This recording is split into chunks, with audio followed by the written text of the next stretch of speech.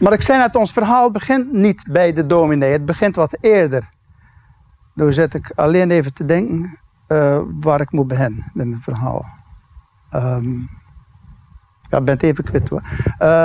Moest ik nu beginnen bij een Spaanse soldaat? Of... dat kan ook nog. Daar hadden we het nog over die grote wolven die langs de kust hier liepen. Die liepen namelijk langs de kust van de... Wat nu Zeeuws-Vlaanderen is, liepen grote wolven en die zagen er allemaal heel wel doorvoed uit. Nou, mensen, een applaus. We beginnen het verhaal namelijk wat zuidelijker. We gaan naar Salé. En ik weet niet of jullie een beetje ouders kunnen kennen. Salé, dat ligt in Marokko. Dat is een havenstad aan de Atlantische kust. En in de tijd dat dit verhaal afspeelt, dat is rond 1600, was Salé al een bloeiende havenstad. En Salé was het gebied waar Salé in lag, dat hoorde bij het Ottomaanse Rijk. Dat was een enorm koninkrijk. De hoofdstad was Istanbul. En dat land liep ongeveer van Hongarije naar het zuiden, over het huidige Turkije, naar Azië, Perzië. En dan liep het naar het westen toe tot de Atlantische kust. Dat was dus een enorm rijk. En Salé was daar een onderdeeltje van. En in Salé woonde er een klein jongetje. Dat jongetje heette Zayn. En die was een jaar of, nou ja, geboortedata weer natuurlijk niet echt goed genoteerd, maar een jaar of 10, 12 zo was die. En dat jongetje was de beste op de Koranschool. Want hij had een rijke vader. Zijn vader was kapitein, die had verschillende schepen. En dat was een van de Barbarijnse zeerovers, dus die was een rijke. Zijn moeder dat stelde die niet veel voor, want dat was gewoon een slavin in de harem van zijn vader. En Zayn die mocht naar de Koranschool. En dat was de allerbeste leerling. En op een gegeven moment zegt zijn leraar op de Koranschool: Zayn, vanavond moet je naar het paleis van de gouverneur. Ik begon me een beetje zenuwachtig te worden, want ik dacht, ik ben toch niet stout geweest, ik heb toch niks uitgevreden, ik ben een brave jong. En ik kwam in dat paleis die avond. En de gouverneur zegt: Zayn, ik hoorde van je leraar dat je de allerbeste leerling bent op school. En omdat je de allerbeste leerling bent, heb ik een verrassing voor je. Er is op dit moment een schip onderweg, een handelsschip, komt van Istanbul over de Middellandse Zee gevaren. En behalve allerlei goederen om te verkopen, neemt dat schip ook een aantal jongens mee. Dat zijn jongens, dat zijn allemaal het beste in wat ze kunnen. Dat zijn grote, sterke jongens, die mogen mee naar Istanbul, die mogen daar bij het leger, die krijgen een militaire opleiding en misschien worden ze wel officier bij de lijfwacht van de sultan. Maar er zijn ook jongetjes bij die zijn niet zo groot en sterk, dat zijn er meer als G. En die mogen dan een opleiding volgen en die worden dan bijvoorbeeld diplomaat of minister. Dus van de ene kant was hij wel blij dat hij mee mocht natuurlijk. Van de andere kant moest hij wel van ons af. En wie weet, als zo'n lange reizen, zo'n gevaarlijke reizen, en wie weet komt hij wel nooit meer terug. Maar toch, hij was ook wat trots. En op zekere dag scheep hij in en dat schip vaart de Atlantische Oceaan op. En dat was een enorm gevaarlijke reis. Hè? En vooral dat eerste stuk over die Atlantische Oceaan. En dan moesten ze die straat van Gibraltar door. En daar zaten altijd natuurlijk Spaanse zeerovers, Engelse, Hollanders. Dat was een heel gevaarlijk stukje. En ja, goed, ze zaten op dat schip en inderdaad, ze kwamen daar in de buurt van die straat van Gibraltar en die man in dat kraaiennest, die weten we dat mandje wat er boven in die mast hangt, die riep in één keer: schip aan stuurboord. En die bemanning die ging gaan kijken en die zagen inderdaad heel in de verte aan die horizon een klein stipje. En blijkbaar had op dat kleine stipje ook iemand in zo'n kraaiennest gezeten en geroepen: schip aan bakboord, want dat kleine stipje werd maar dan groter en groter. Sterker nog, het was niet één klein stipje, het waren 3 kleine stipjes. En er kwamen 3 schepen langzamerhand steeds dichter bij het schip waar Zayn op zat. En op een gegeven moment, ja, ze zetten er natuurlijk alle zeilen bij, maar ze kregen het niet voor elkaar om te ontvluchten en ze werden zo half omsingeld. Ja, en dan is het kwestie van de kanon, die poortjes steken. Nou ja, het schip werd natuurlijk door die 3 andere schepen veroverd. Dat waren Spaanse galeien, die andere schepen. De bemanning en de gasten op het schip op het Turkse schip, die werden in de boeien geslagen, meegenomen op zijn Spaanse galei. En die kwamen in Spanje terecht. En daar kregen ze een nieuw beroep. Ze werden galeislaaf. Dan moet je bij een galeislaaf niet denken aan de film van Ben-Hur bijvoorbeeld. Waar als zo'n grote sterke vindt met zulke spierbal achter zo'n roeispaan zit. Die galeislaven die zaten met 4, 5 man aan zo'n roeispaan. Ze kregen slecht te eten. En dat waren niet allemaal geen grote sterke vinters. En als ze ziek waren of doodgingen, hadden ze weer gewoon overboord gekieperd, want we hadden er toch genoeg. Maar zijn was te klein om als galeislaaf en als roeier te dienen. Want het was nog maar een ventje van een jaar of 10, een klein ventje. En die kreeg een andere taak, die weer waterjongen. Denk je waterjong, die zou wel water rondgebracht hebben? Ja, dat klopt. Maar dat was geen leuk baantje. Maar waterjong, die liep met zo'n grote koperen ketel, moesten al die roeiers water gaan geven. Er zaten 4 roeiers allemaal aan zo'n bankje, 4, 5. Die kregen water. Er waren zo 20, 25 van die roeispaan. En als je dan helemaal klaar was, dan moest je daar zo'n hangpadje oversteken. Langs de andere kant weer al die roeiers water geven. En als je klaar was, ja, dan kon je weer opnieuw beginnen. Die roeiers zaten namelijk gewoon vastgeketend aan de bank. Die kwamen daar nooit vandaan. Die zaten daar te roeien. Die sliepen daar.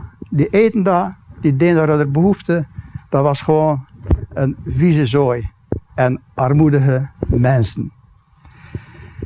Ja, en toen gingen ze op reis. Met de bende 4 van die galeischepen, of 5 van die galeischepen, maar ik weet ze wat fregatten.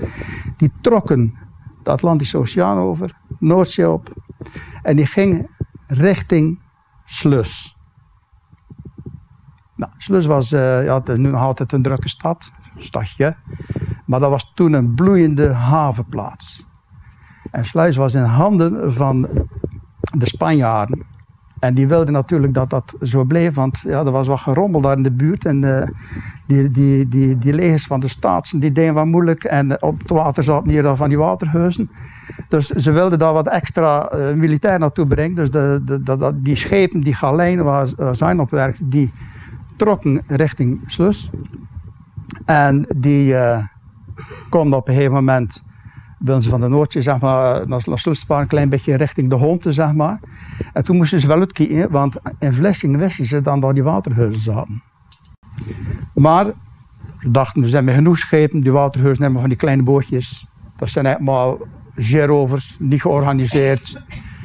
Die kunnen we wel aan. Ja, dat dachten ze. Die waterhuizen, die hadden namelijk snelle bootjes. Het waren een kleine bootjes, maar ze waren heel snel. En ze hadden een geheime wapen. Dat hadden die Spanjaarden nog nooit meegemaakt. Ze hadden een geheime wapen. Wat deden ze namelijk? Op een gegeven moment wilden ze met een kanon gaan schieten. En normaal komt er zo'n kogel uit. En dan probeer je een gat in zo'n romp te schieten. Maar wat deden die? Die staat daar geen kogel, schoten met schroot. Met allemaal kleine stukjes is er. En ze probeerden niet te mikken op die wand van dat schip. Ze probeerden te mikken op de roeiers. Dus die waterhuizen die hingen uit de hang. En inderdaad, schipje stuurloos. En nog een schipje stuurloos. Dus de Spanjaarden dachten, nee, we moeten er hier van deur gaan. En die gingen zo snel mogelijk richting Sluis. En die lieten een aantal schepen gewoon achter. Ja, en die soldaten op die Spaanse schepen, die konden ook niet vechten. En die hadden allemaal zo'n harnas aan. En die in het water kwamen, dan zoomden ze zo naar beneden natuurlijk. Dus de overgebleven schepen die kwamen in Sluis aan. En wat deden ze? Ze lieten die schepen zinken vlak voor de haven. Dat was wel slim, want dat betekent ook dat die waterhuizen nooit Sluis langs de haven in konden. Ondertussen had die waterhuizen al hun werk gedaan, maar die Staatse legers ook. Want Sluis was ondertussen aan de andere kant helemaal omsingeld. Dus Toen zaten ze daar, de Spanjaarden, de inwoners van Sluis en al die slaven. Die konden niet in of uit. En toen kregen ze een probleem. Ja, die officieren die wou, en die bleven toch wel lekker eten en zo. Maar die inwoners van Sluis, die kregen niet veel eten meer. Die slaven daar helemaal niet meer en die vielen ook met bosjes neer. En op een gegeven moment gebeurde er nog veel meer, want er lag al een leger rond.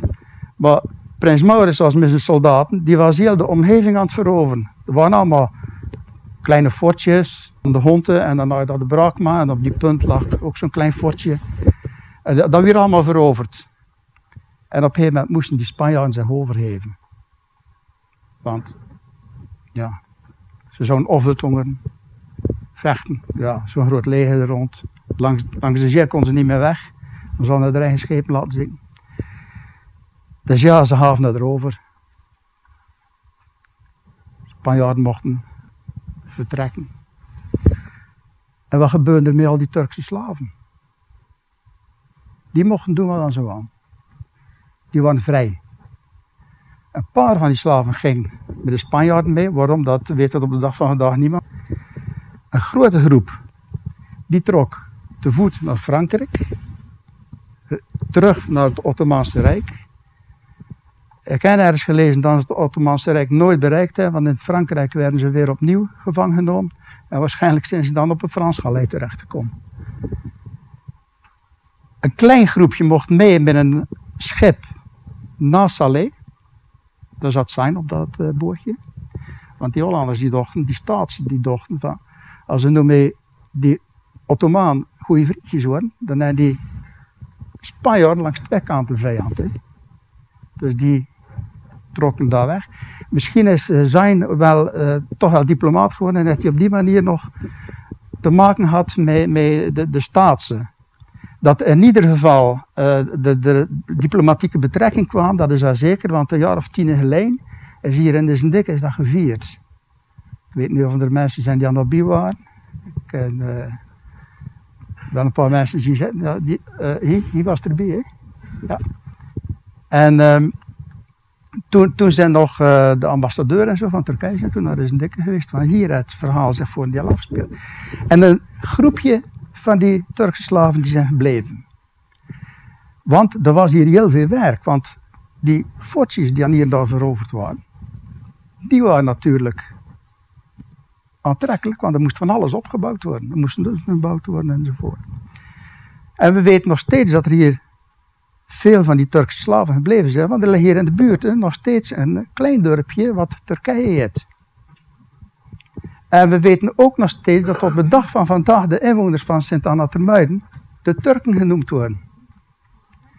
En hier in West-Vlaanderen heb je nog steeds een achternaam, Turk. Dus dat zijn toch nog invloeden die van de Turken overgebleven zijn. En misschien zijn er hier onder jullie wel afstammelingen van die Turken. In ieder geval, dat fortje daar waar de Honten en de Braakma samenkwam, dat weer de stad. Maurits, prins Maurits, die liet een goede vriend van hem overkomen. Dat was Simon Stevin, uit Brugge.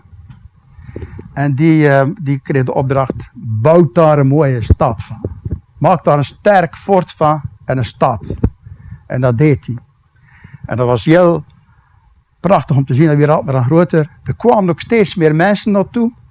Er waren natuurlijk bij die soldaten al heel veel marketensters, van die verkoopsters meegekomen, die aan de soldaten allerlei dingen verkochten en allerlei diensten verleenden.